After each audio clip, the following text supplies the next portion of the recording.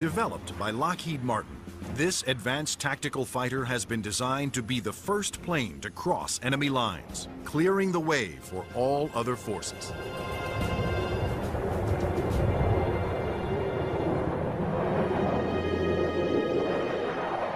The F-22 is both an air-to-air fighter and an air-to-surface fighter, so it can drop precision weapons. That means it'll be able to go in early in a conflict, knock out all the air defenses that an enemy has, and also take out certain ground targets. And open the door for all the U.S. forces, whether they're ground vehicles or other aircraft, to come in and continue the fight. The development of the F-22 Raptor first began in 1985, when the Air Force requested proposals for an advanced tactical fighter jet to replace the F-15 air superiority fighter. Military planners feared that the F-15 would not be able to counter new air and ground threats on the horizon. The result was the creation of the F-22. The capability of the aircraft is a quantum leap above what exists right now, and it's going to take air power and revolutionize it into a whole new world. In the battles of the future, stealth will be critical for all new fighters to avoid being seen by enemy radar. Non-stealthy aircraft just will not survive in the air battles of tomorrow. Stealth technology was created to counter advances in radar. Radar works by sending out radio waves and measuring the amount reflected back to determine the distance, speed, and course of an object. But stealth aircraft are designed with surfaces that deflect radio waves away, making them nearly invisible to radar. The world's first stealth production aircraft was the F-117 Nighthawk. The reason that airplane is faceted is a limitation of the computer technology at the time.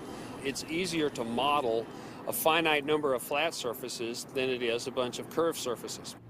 And while the aircraft was a breakthrough at the time, the facets limited the plane aerodynamically.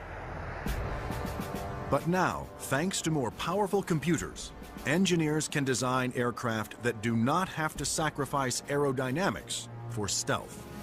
The F/A-22's aerodynamic slickness allows it to have the lowest drag of almost any aircraft ever produced.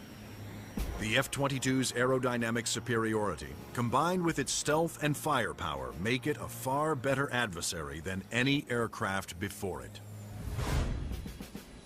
The F-15, which the F-22 will replace, has been a very successful fighter, but it is not stealthy.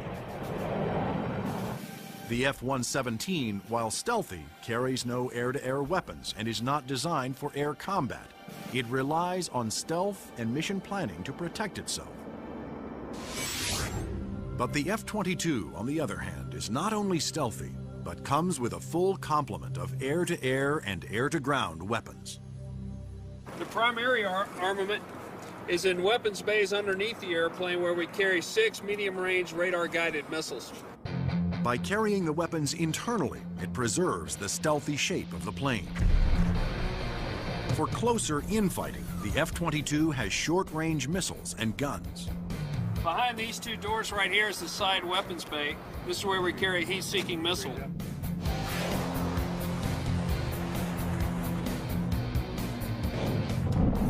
For close-in armament, the Raptor is equipped with the M61A2 cannon. The muzzle is hidden right behind this door right here. It's hidden because of the stealth characteristics of the airplane. The cannon carries 480 rounds and is capable of shooting 100 rounds a second.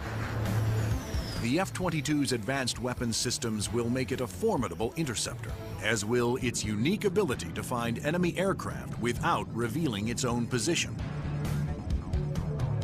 When other planes use their radar, they become visible to every other radar system in the area. But that's not the case with the F-22. Perhaps the highest tech part of the airplane is the radome itself. Not only does the radome have to be stealthy, but it has to be able to transmit and receive its own radar signals. How the F-22 radar achieves that remarkable feat is classified. But what is known is that the F-22 can see enemy aircraft at a distance while remaining invisible to them. The first time that the bad guys will really know there's an F-22 in the area is when one of them blows up. Along with its advanced radar system, F-22 is the first fighter to have supercruise, the ability to travel faster than the speed of sound without using its afterburners. A jet's afterburners boost speed by pouring fuel directly into the hot blast of the engines, adding fiery extra thrust. But afterburners are also wasteful, consuming enormous amounts of fuel, dramatically affecting the range and duration of a plane's mission. But the F-22 doesn't have that problem. Without using afterburners, it can supercruise at an incredible 1.5 times the speed of sound, over 1,000 miles per hour. This is all about our pilots being able to go fast, minimize the amount of time they are exposed to any threat, do the mission that we've sent them to do, turn around and come home safely. The F-22 is presently the only fighter in the world with supercruise, but it wouldn't be possible without a very unique set of engines. The goals for Pratt & Whitney were to provide a transformational engine that the Air Force needed, one that was stealthy, maintainable, and fast. The F-119 PW-100 was developed by Pratt & Whitney after years of research. It sets the new standard for jet engines. Along with its incredible supersonic ability, the F-119 incorporates thrust vectoring. Here we are at the rear end of an F-A-22 Raptor. First thing you'll notice are the nozzles for the F-119 engines. In flight, during a maneuvering dogfight, they actually move up and down and vector the thrust of the engine to provide maneuverability. It helps us turn inside any foe, maneuver at low or high speeds to outmaneuver another airplane or potentially an enemy weapon that's headed towards us. The F-22's stealth, supercruise, and vector thrusting are impressive breakthroughs, but its most outstanding feature may be its ability to nearly fly itself through advanced computerized controls. It relieves the pilot of all the duties, gives the pilot total freedom to just look out engaged in the combat scenario. In addition to monitoring its own performance, the F-22 constantly gathers data on other aircraft in the combat area and presents the most important information to the pilot. We're going to have information passed to us from either unmanned vehicles or from off-board sensors so that we can integrate data and use that information for targeting.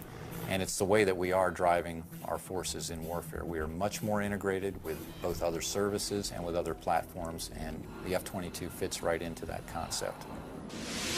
The F-22 Raptor's total package of avionics, stealth, supercruise, and thrust vectoring make it the most technologically advanced fighter today. I've never been in an airplane that accelerates as fast, that's as agile, the ability to turn very sharply, and it just brings a great combination of the speed, the stealth, and the avionics to the fight that nobody else is going to be able to touch. But there will be future competitors, like the Russian Sukhoi 37, which features thrust vectoring and a radical forward swept-wing design. And the fifth-generation MiG, the 1.22, which some have nicknamed the F-22ski. The Russians are still very active aircraft developers. They've got a variety of technologies that they're continuing to improve upon and that can be made available to our future enemies. And so that's why we have to stay on top of the technology that we are developing and make sure that it is able to take out anything that other countries develop. When you look at the adoption by China of the Su-27 and the fact that it'll probably be modernized and improved, that brings up the need for more advanced fighter aircraft in the US. And that's one of the main reasons, I think, why the Air Force is so insistent on the need to have the F-22. In addition to Russia, other U.S. allies are producing advanced interceptors for export that are superior to the F-15, such as Sweden's JAS-39 Gripen and France's new Rafale. Germany, Italy, and the UK have joined forces to create a Eurofighter, the Typhoon. If these planes fall into unfriendly hands, the U.S. Air Force will need the F-22 to maintain their advantage. We're always going to go into war wanting to have that air dominance, and the F-22 is going to be the big boy on the block that can help us to do that. In future combat, the F-22 is to be joined by another stealthy aircraft, the F-35 Joint Strike Fighter, the ground attack bomber of the future. Designed for the U.S. Air Force, Navy, Marines, and Britain's Royal Navy, the question is, will it work for every user?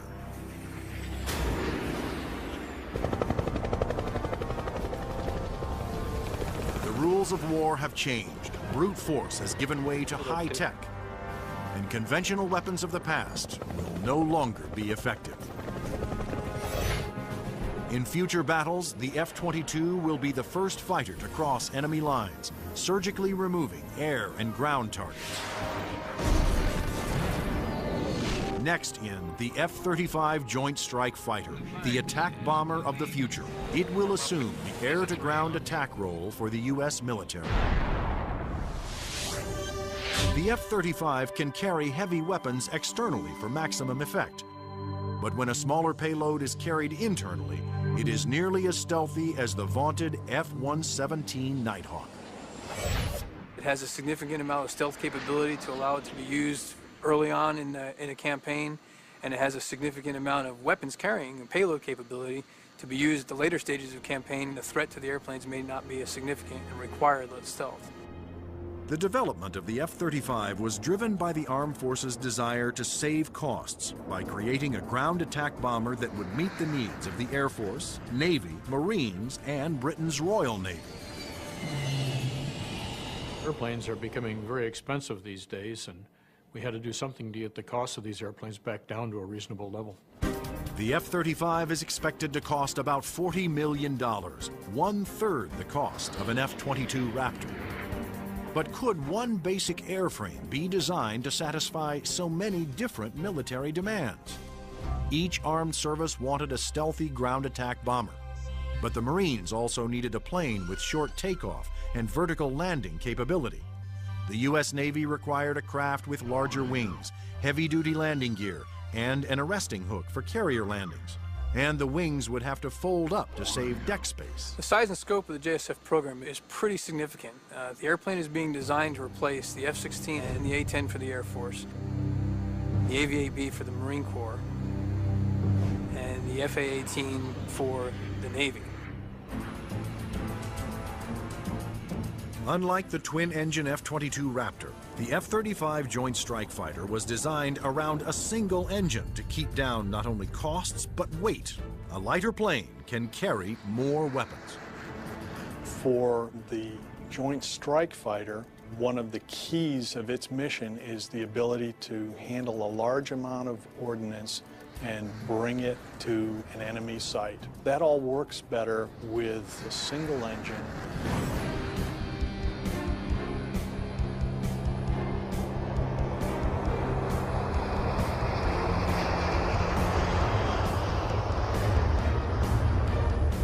The Air Force version of the Joint Strike Fighter, the F-35A, made its first flight attempt on October 24, 2000.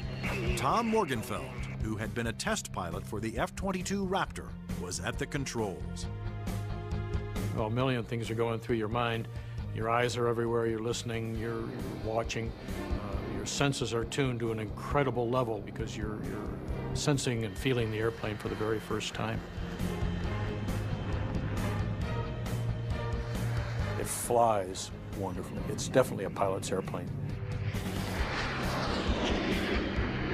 The Air Force testing went smoothly. Next, a Navy version was built with heavy-duty landing gear and wider wings for the slow speeds needed to land on carriers. Navy test pilots flew touch and goes, demonstrating the F-35's ability to land within the space of a carrier's flight deck. But the most difficult challenge still lay ahead for the F-35 program. The Marine Corps needed a version that could perform short takeoffs and vertical landings, STOVL for short. The STOVL capability is extremely important to the Marine Corps because the airplane can go just about anywhere that the rest of the forces can go. It's not limited to needing a large runway. It doesn't need a really big ship to operate off of. Engineers at Lockheed Martin, the designers of the F-35 Joint Strike Fighter, took a hard look at the AV-8B Harrier, the STOVL fighter that the new aircraft would have to improve upon. The Harrier is a great airplane if you look at the fact that it's basically 1960s technology. It's achieving all those wondrous STOVL flight sort of maneuvers without the aid of a lot of computers. The Harrier's ability to take off, hover, and land vertically is achieved by vectored thrust. The powerful force of its jet engine is directed downwards through 4 nozzles that can pivot 90 degrees. I was brought in because I am a Harrier pilot with almost 1,600 hours in that airplane. So all of the lessons learned I have from the Harrier airframe and operational experience I have, I was able to bring to the program and use those to help evaluate the X-35 STOVL version. For hovering, engineers gambled on a radical new system. They planned to supplement the vectored thrust method by harnessing the jet engine to a drive shaft that would power a fan to blast air downward. In 1991, we unveiled this shaft-driven lift fan system to the technical world. Some actually said, "You gotta be kidding me. Are you guys serious?" The lift fan required doors to open behind the pilot on the top and bottom of the plane to draw in more air. The fan would blast air down midship, while the jet nozzle in back swiveled, blowing its powerful exhaust down to create a balanced lift force. The shaft-driven lift fan system allows you to harness a lot more energy out of what the engine is producing. But harnessing a jet engine to a drive shaft proved to be extremely difficult. The mechanical energy we were dealing with in the shaft-driven lift fan system was very large. We had 28,000 horsepower being transmitted from the drive shaft from the main engine to the lift fan. And that's similar to the power going through a U.S. naval destroyer. The lift fan's ability to blend large amounts of cool air with the hot jet exhaust provided another important benefit. One of the things we learned in JSF was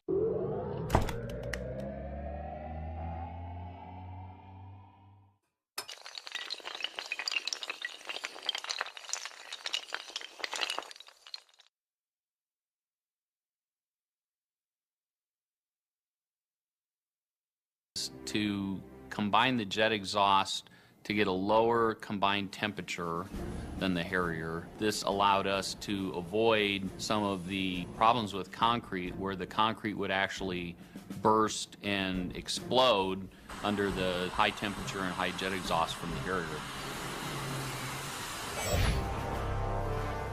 At the Lockheed Martin test facility in Palmdale, California, the revolutionary lift fan system was put to the ultimate test, in the air. If the lift fan failed during hover, the plane would crash.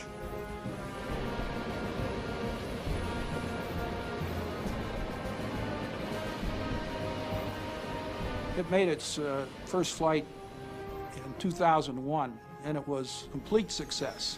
And at that time, I didn't hear any more from the people who had been saying for years, this thing will never work. It worked. Now, all 3 versions of the F-35 for the Air Force, Navy, and Marines are being developed and further tested for mass production. The United States, Britain, and their allies are expected to order more than 4,000 Joint Strike Fighters, which will replace most American-built fighter bombers in use today. The handling qualities and performance are stunning. It really is a pilot's airplane. It sort of makes you feel like a little boy. You want to take it home and tuck it under the pillow with you at night. It's just a pilot's airplane. In future air conflicts, the F-22s will be used to establish air dominance. Then waves of stealthy F-35 Joint Strike Fighters will use their superior weapons-carrying abilities to attack other major ground targets. The Joint Strike Fighter is going to be the backbone airplane for hauling freight. It is going to be the muscle part of sustained forces. Commanders can also alter an F-35's mission in the air as situations change during the battle. There are a variety of ways for the F-35 to bring in information from external platforms, other airplanes flying around the battlefield, satellite-based assets, ground-based assets. All that information can be presented to the pilot in the cockpit and allow him to be more of a tactician and manage the tactics of the game that day instead of worrying about the nuances of flying the airplane. The pilot's job will be to supervise the process of identifying the target and then to give consent for weapons release.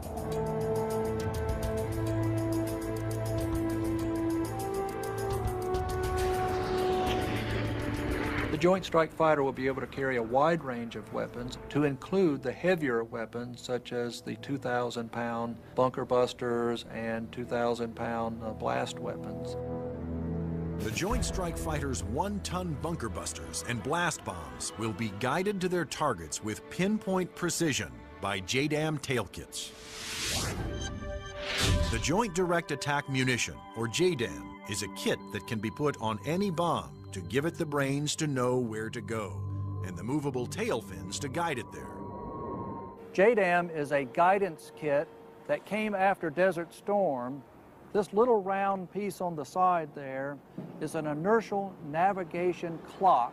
Now this clock, instead of measuring seconds, measures feet. If you take the unit and you tell it where it is right now electronically, and then you move it back a foot, or you move it up a foot, it measures every centimeter and every distance. The bomb knows the coordinates of where the airplane is, and it also knows the coordinates of where the target is. And when the weapon is released from the airplane, it simply flies from one set of coordinates to the other and does its thing when it gets there. Because a JDAM is directed by GPS, or global positioning satellites, it can hit targets regardless of visibility. The way we use it is by employing it against targets that we cannot normally see visually, whether it is due to weather, smoke, haze, or just some sort of other thing that's obscuring the target.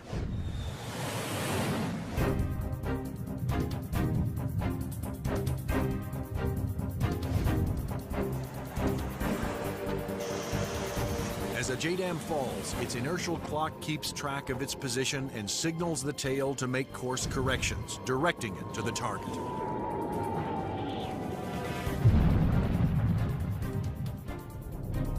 The accuracy of new weapons like JDAMs will reduce collateral damage.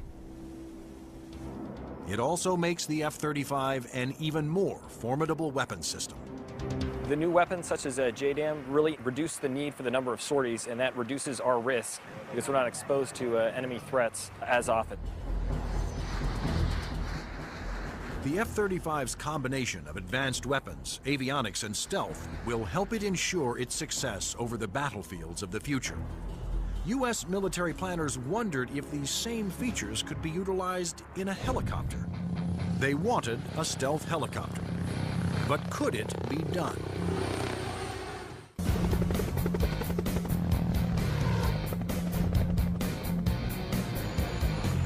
Over the last 50 years, helicopters have evolved from slow-moving multi-purpose support vehicles to fast-moving frontline attack ships.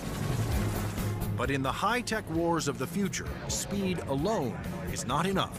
Information is the key. There's three elements that are critical to warfare. The ability for you to know more than the enemy, the ability to maneuver quickly around an enemy and gather more information about them, and the ability to provide precision firepower at the enemy.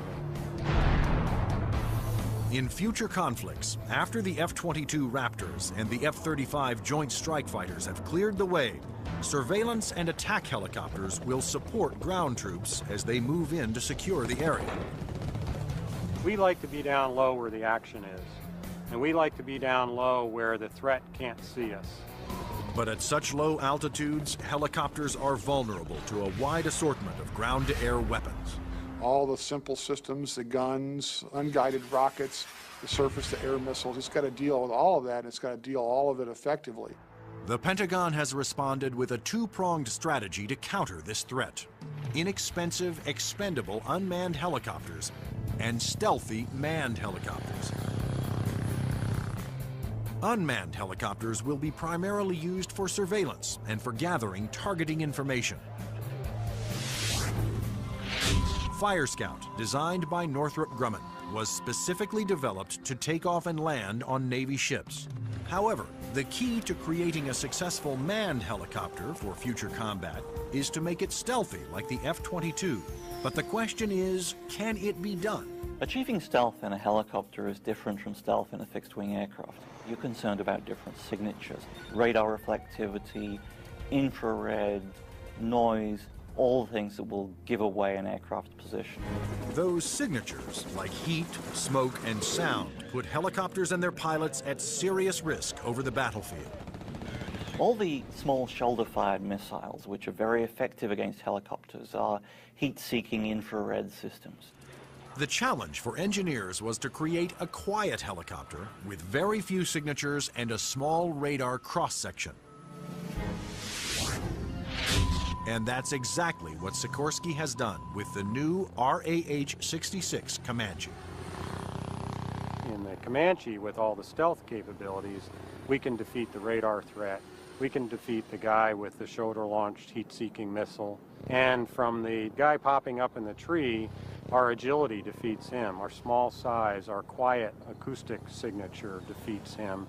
Often the first thing you hear from a helicopter is the sound of the wake from the main rotor hitting the wake from the tail rotor.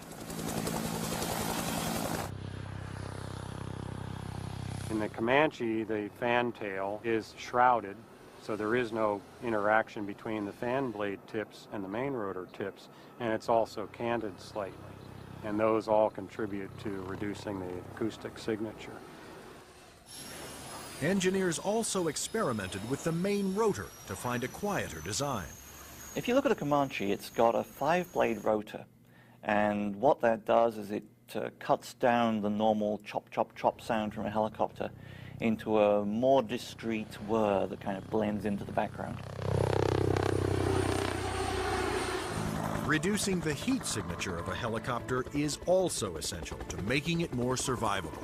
When you look at a Comanche, the first thing you ask yourself is, where's the exhaust? Where does all this hot air get out of the engine?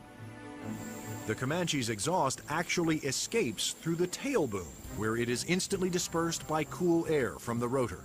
That missile has to have something to home in on, and that's a heat signature. Comanche defeats that by the engine exhaust being mixed with ambient air and cooling it so that there's no longer a heat plume for that missile to home in on. To defeat radar, the Comanche utilized the stealth secrets first developed for the F-117 Nighthawk. There are no radar-reflecting right angles on its outer fuselage, and all weapons are carried internally to help keep its stealthy shape. What's interesting about the helicopter is some of the things that achieve stealth actually make the helicopter better. Things like the retractable landing gear and the retractable weapons bays, that also makes it sleeker and faster. So once you've bought into the stealth part of it, you get other superior attributes. The main role of the Comanche is to give commanders an overview of the battlefield by providing up-to-the-minute information. Comanche is going to be basically their flying cavalryman.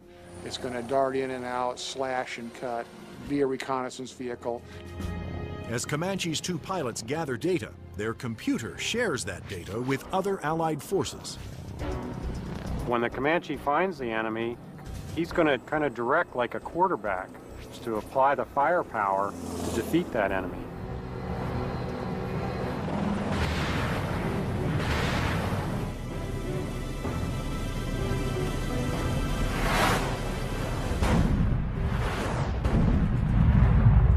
Engineering advances have also made the Comanche one of the easiest and most forgiving helicopters to fly.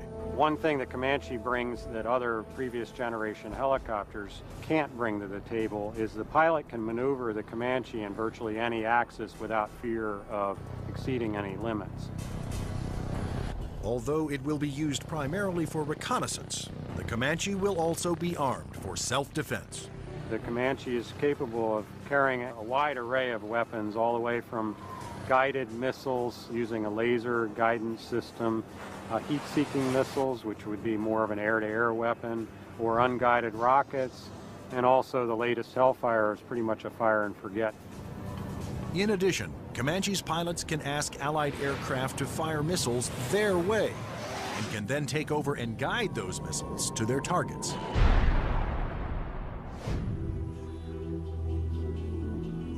If the Comanche is hit, its computer system can often fix itself by reassigning vital functions to undamaged computer cards. This is where the computer brain of the Comanche is.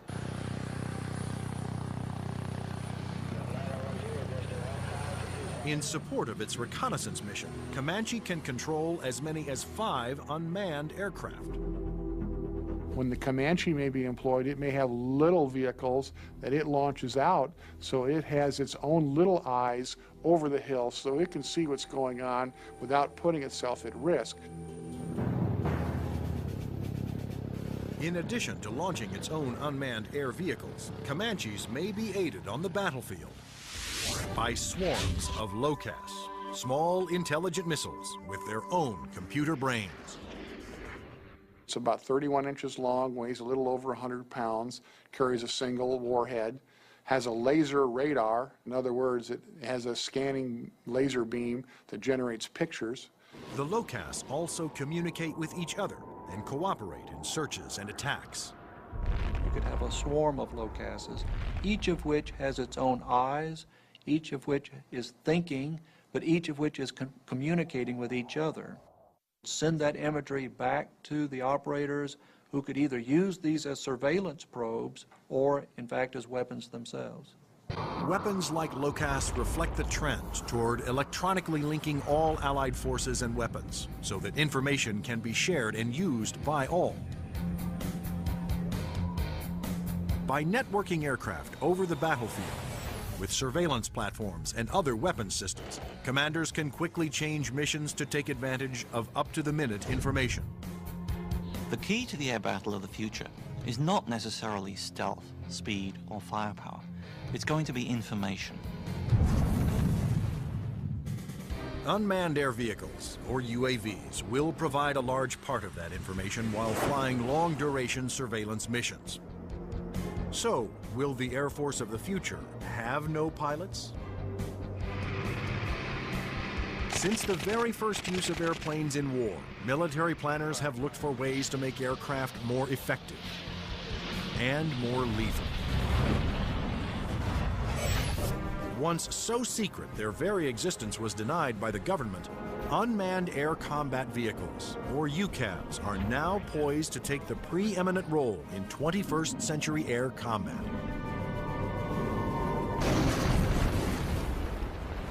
UAVs are certainly going to change air power in the 21st century. You can see it starting to happen today, but what we're looking at now is just the beginning, because there's going to be more of them, and they're going to be better. Unmanned aerial vehicles allow the military to do more with less, to put more aircraft into the air than you otherwise would be able to because of the limited number of pilots that you might have, or where it might be too risky.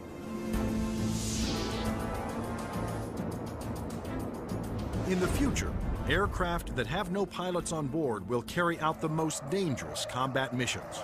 Today, unmanned air vehicles, or UAVs, are already taking over the role of long-duration surveillance. UAVs don't have mothers.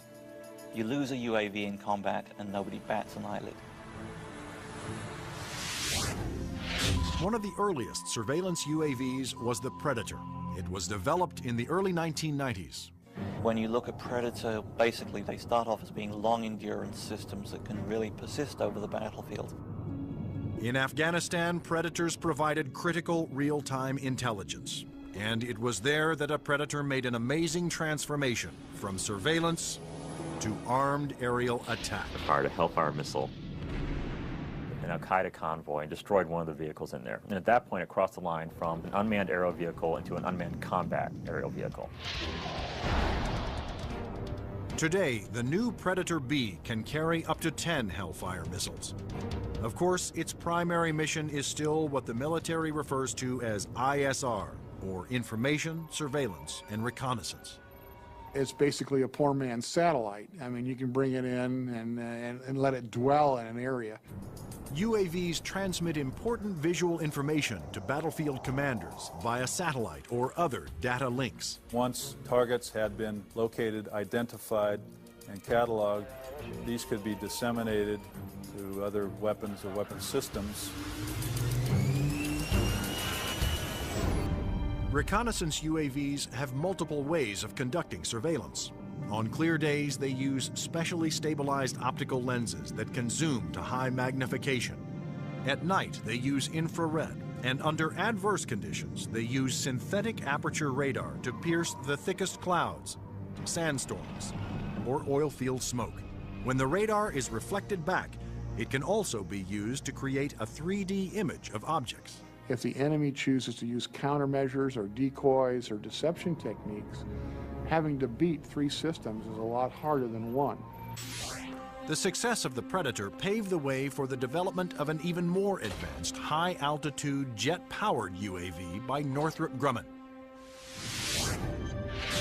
It's called the Global Hawk, but unlike the Predator, it was designed to take off, fly its pre-programmed mission, and land all on its own, thanks to the GPS, or Global Positioning Satellite System. The Global Hawk is basically a much larger version of the Predator. It has higher altitude capabilities, increased payload. It can carry a lot more sensors, a lot more communication devices, and it can loiter over a battlefield for up to 35 hours. The Global Hawk can stay aloft for a day or more, providing constant near real-time video surveillance over an area the size of Illinois. Predator and Global Hawk give us an up-close view, which is something you can't get from a national asset, which would be a satellite type of thing. Though still in development, the Global Hawk had a dramatic impact during Operation Iraqi Freedom. A single prototype provided information to Allied forces on 55% of all time-sensitive targets, including mobile Scud missile launchers.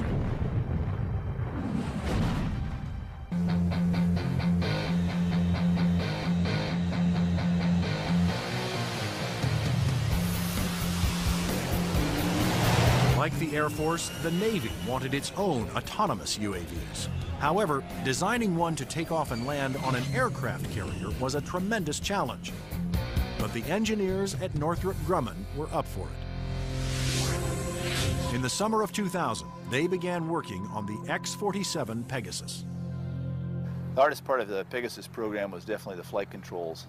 Getting on and off an aircraft carrier, of course, is one of the toughest design problems for an aircraft. And doing this with a tailless vehicle like Pegasus certainly was the toughest problem we had. That problem was solved by using 6 innovative surfaces to make the plane climb, descend, and turn. This surface just rotates up. The elevon, of course, both up and down, and then there's another inlay on the lower surface as well. The first flight of Pegasus, the demonstration was very, very successful. It lasted approximately 12 minutes. There was no human in the loop. But could Pegasus, without any human assistance, land within the tiny space between the arresting cables of an aircraft carrier? The engineers came up with an ingenious way to find out. And we actually glued a small paintball down under the bottom of the hook so we could get a clear touchdown point. That was quite an achievement that we're very proud of. The Navy will use its stealthy UAVs to get targeting information for its guns, missiles, and fighter aircraft. The initial focus has been on information, surveillance, and reconnaissance to provide targeting information to the Navy's strike packages.